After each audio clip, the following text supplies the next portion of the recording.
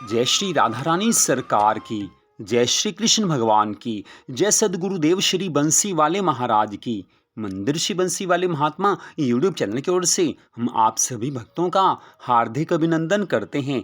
आश्विन मास के कृष्ण पक्ष की इंदिरा एकादशी व्रत की कथा आज हम आपको सुनाने जा रहे हैं। आश्विन मास के कृष्ण पक्ष की इंदिरा एकादशी का व्रत इस वर्ष 2024 में 28 सितंबर दिन शनिवार को रखा जाएगा। तो आश्विन मास की इंदिरा एकादशी का व्रत विशेष रूप से पितरों के उद्धार के लिए रखा जाता है। किसी के पितर अगर किसी कारणवश नीच योनि में पड़े हों तो इस व्रत को रखकर उसका पुण्य फल पितरों के निमित्त देने से पितरों का उद्धार हो जाता है। तो आश्विन मास के कृष्ण पक्ष की इंदिरा एकादशी व्रत की कथा इस प्रकार है।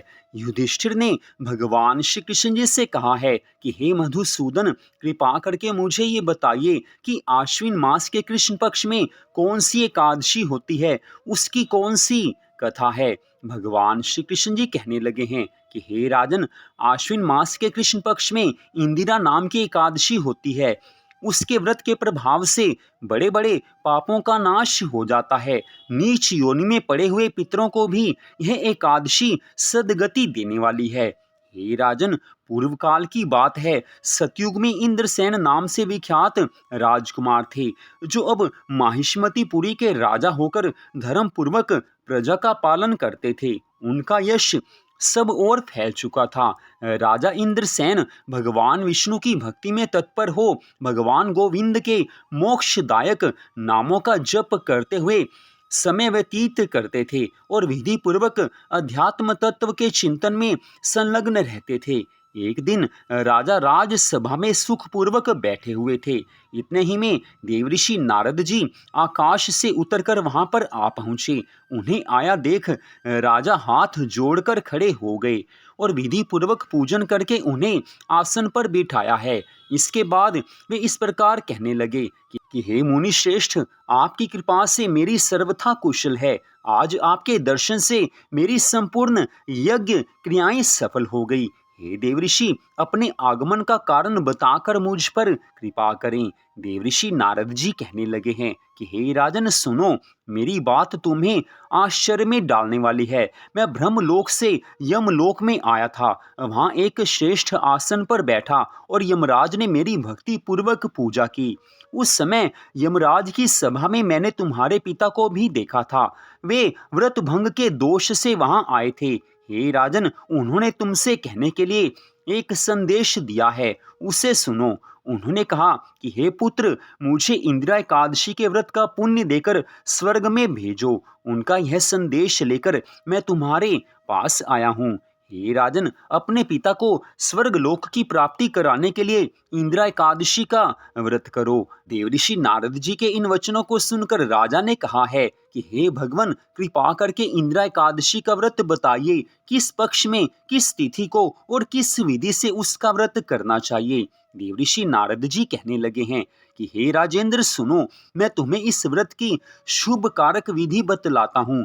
आश्विन मास के कृष्ण पक्ष में दशमी के उत्तम दिन को श्रद्धायुक्त चित्त से प्रातःकाल स्नान करें, फिर मध्याह्न काल में स्नान करके एकाग्रचित हो एक समय भोजन करें और रात्रि में भूमि पर सोए। रात्रि के अंत में निर्मल प्रभात होने पर एकादशी के दिन दातुन करके मुंह धोए। इसके बाद भक्ति भाव से निम्नांकित मंत्र पढ़ते हुए उपवास का नियम ग्रहण करें। हे कमल नयन भगवान नारायण, आज मैं सब भोगों से अलग हो निराहार रहकर कल भोजन करूंगा। हे अच्युत, आप मुझे शरण दीजिए। इस प्रकार नियम करके मध्याह्न काल में पितरों की प्रसन्नता के लिए शालिग्राम शिला के सम्मुख विधि पूर्वक श्राद्ध करें तथा दक्षिणा से ब्राह्मणों का सत्कार करके उन्हें भोजन करावें। पितरों को दिए हुए अन्नमय पिंड को सूंघकर विद्वान पुरुष गाय को खिला दे। फिर धूप और गंध आदि से भगवान ऋषिकेश का पूजन करके रात्रि में उनके समीप जागरण करे। तत्पश्चात सवेरा होने पर द्वादशी के दिन पुनः भक्ति पूर्वक श्री हरि जी की पूजा आराधना करे। उसके बाद ब्राह्मणों को भोजन करवाकर भाई बंधु और नाती पुत्र आदि के साथ स्वयं मौन होकर भोजन करें। हे राजन, इस विधि से आलस्य रहित होकर तुम इंदिरा एकादशी का व्रत करो। इससे तुम्हारे पितर भगवान विष्णु के वैकुंठ धाम में चले जाएंगे। इतनी कथा सुनाकर भगवान श्री कृष्ण जी धर्मराज युधिष्ठिर से कहने लगे हैं कि हे राजन, राजा इंद्रसेन से ऐसा कहकर देवऋषि नारद अंतर ध्यान हो गए। राजा ने उनकी बताई हुई विधि से अंतःपुर की रानियों, पुत्रों और सब भाइयों सहित उस उत्तम व्रत का अनुष्ठान किया।